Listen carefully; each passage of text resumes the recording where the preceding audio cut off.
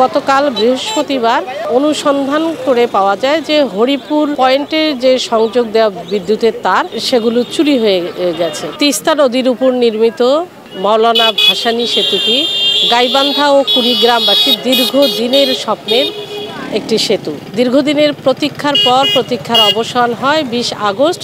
স্থানীয় সরকার, পল্লী উন্নয়ন ও সমবায় মন্ত্রণালয়ের উপদেষ্টা আসিফ মাহমুদ সজীব ভুইয়া তিনি এই সেতুটি উদ্বোধন করেন। উদ্বোধনের দিন রাত থেকেই এই সেতুর যে বিদ্যুতের বাতিগুলো সেগুলো জ্বলছিল না। এ নিয়ে সংশ্লিষ্ট যারা আছেন এই সেতুর তাদের ভিতরে কিন্তু একটা ধোঁয়াশা সৃষ্টি হয়েছিল।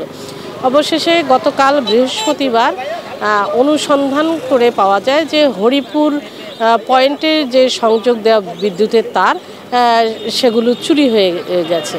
এ নিয়ে কিন্তু স্থানীয় মানুষদের ভিতরে একটা হতাশা কাজ করছে এবং তারা ক্ষুব্ধ যে দীর্ঘদিনের প্রতীক্ষিত এই সেতুটি ৯২৫ কোটি টাকা ব্যয়ে বাংলাদেশ সরকার, সৌদি এবং ওপেক্সের অর্থায়নে এই সেতুটি নির্মিত হয়। ১৪৯০ মিটারের এই সেতুটিকে নিয়ে কিন্তু মানুষের ভিতরে ব্যাপক আগ্রহ এবং এ থেকে যেমন শিক্ষার ব্যাপক প্রসার ঘটবে, কৃষি উৎপাদন বাড়বে।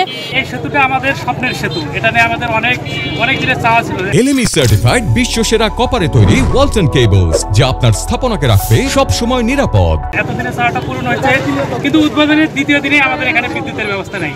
লাইটিং ব্যবস্থা থাকলে কিন্তু আমরা এখানে আরো আনন্দ ফিল করতাম। আমাদের লোকজন দেখেন, সকলের মনে কিন্তু একটা নতুন একটা আনন্দ, ঈদের মতো একটা আনন্দ তাদের ভিতরে বিরাজ করতেছে। কিন্তু দুঃখের বিষয় আমাদের লাইটটা নেই। আমরা এখন চাই কর্তৃপক্ষের কাছে লাইটিং ব্যবস্থা যাদের খুব করা হয়, এটা আমাদের প্রাণের দাবি আর কি। সেতুটি ঘিরে যে আশা আকাঙ্ক্ষা, কিন্তু তারা হঠাৎ করেই হতাশ হয়েছেন যে এইখান থেকে ৩১০ মিটার যে বিদ্যুতের তার সেটি চুরি হয়েছে।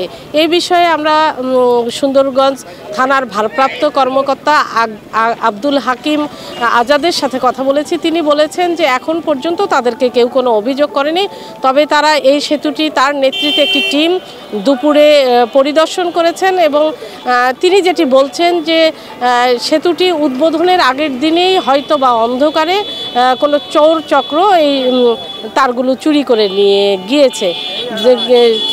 তবে উদ্বোধনের দিন সেটি বোঝা না গেলেও উদ্বোধনের পরের দিন ল্যাম্পপোস্টে যখন বাতি জ্বালানোর জন্য যায় তখন কিন্তু তারা নিশ্চিত হন যে এই তারগুলো চুরি হয়েছে। এটি নিয়ে মানুষের ভিতরে যেমন ক্ষোভ সৃষ্টি হয়েছে, অন্যদিকে এই এলাকার মানুষ এবং এখানে যারা পথচারীরা আছেন তারা বলছেন বিশেষ করে নারীদের যাতায়াতের জন্য সমস্যা হচ্ছে। সন্ধ্যার পর থেকেই ঘুটঘুটে অন্ধকার বিরাজ করছে এই এলাকাগুলোতে, যার ফলে নারীরা যেমন চলাচল করতে নিরাপত্তাহীনতায় ভুগছে, অন্যদিকে যানবাহন চলাচলেও কিন্তু একটা ঝুঁকি রয়েছে। এখানে দুর্ঘটনার শিকার হচ্ছে। আজকে সন্ধ্যার স্থানীয়রা আমাদেরকে জানিয়েছেন যে আজকে সন্ধ্যার পরেও কিন্তু একটি দুর্ঘটনা এখানে ঘটেছে এবং তাদের দাবি যে দ্রুত এইখানে যে সেতুটিতে বিদ্যুতের বাতি জ্বালানো হোক, যাতে বিভিন্ন অপকর্ম এবং মানুষ যাতে স্বাচ্ছন্দ্যে চলাফেরা করতে পারে এবং দুর্ঘটনা যাতে কমে যায়, এটি কিন্তু সবার আশা। তড়িৎ গতিতে আমাদের বাতিটারও দরকার আছে। এই যে আসছে ব্রিজ দেখতে, আসিয়া মনে করো বহু দূর কুড়িগ্রাম থেকে আসছে, আসিয়া দেখো রাস্তার দক্ষিণ পাশে বসিয়েছে, বাতি নেই।